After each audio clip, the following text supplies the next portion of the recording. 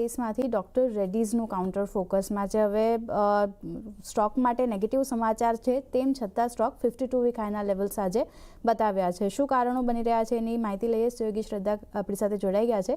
શ્રદ્ધા, good afternoon. જણાવો, doctor રેડ્ડીઝમાં એક સારી ખરીદારી, શું કારણો? જી ગુડ આફ્ટરનૂન। તો ડૉક્ટર રેડ્ડીઝની વાત કરીએ તો સવારથી જ આમાં આપણને તેજી જોવા મળી રહી છે। ઇન્સ્પાઇટ ઓફ જે સમાચાર આવતા જોવા મળ્યા છે, હૈદરાબાદ પ્લાન્ટ પર US FDAથી 7 અવલોકનો મળ્યા છે અને 16થી લઈને 25 જૂનની વચ્ચે તપાસ હાથ ધરવામાં આવી હતી અને 7 અવલોકનો મળ્યા બાદ પણ શેરમાં અત્યારે આજે 52 સપ્તાહની ઊંચાઈ પર આપણને પહોંચતો જોવા મળ્યો છે। એનું કારણ છે તેજીનું કે એક નોમુરાનો રિપોર્ટ આવતો જોવા મળ્યો છે ડૉક્ટર રેડ્ડીઝ પર। તેઓ ઘણા બુલિશ જણાઈ રહ્યા છે રિપોર્ટ્સમાં અને તેઓએ બાયની રેટિંગ આપી છે, ખરીદારીની સલાહ આપી છે। રેટિંગ જે છે તે જાળવી રાખ્યું છે ખરીદારીની સલાહનું અને 1740 રૂપિયાના લક્ષ્ય તેઓએ આપ્યા છે, જે વર્તમાન સ્તરોથી એટલે કે જે કરંટ માર્કેટ પ્રાઇસ છે ત્યાંથી આશરે 29% ગ્રોથની અપેક્ષા દેખાડી રહ્યું છે।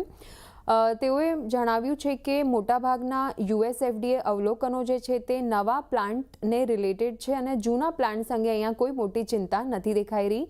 જૂના પ્લાન્ટ્સ પરના મુદ્દાઓ જે છે તે ઇનફેક્ટ ઉકેલાતા અહીંયાથી દેખાઈ રહ્યા છે, એટલે કે પોઝિટિવ છે કંપની માટે અને કંપની ટૂંક સમયમાં જ અવલોકનો ઉકેલ લાવવાનો પણ પ્રયાસ કરશે એવો તેમને વિશ્વાસ બતાવ્યો છે અને 2028 સુધીમાં મંજૂરીઓ અને નવા લોન્ચીસ પર કંપની ધ્યાન કેન્દ્રિત કરશે। ગ્રોથ પાઇપલાઇન પણ અહીંયાથી મજબૂત રહેવાની અપેક્ષા બનતી દેખાઈ રહી છે।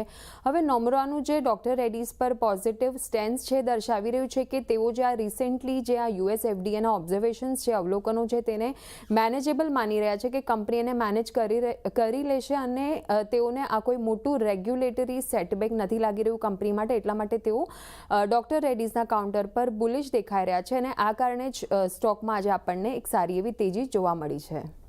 આભાર શ્રદ્ધા આપનો આ સમગ્ર માહિતી આપવા માટે। તો જે રીતે આપણે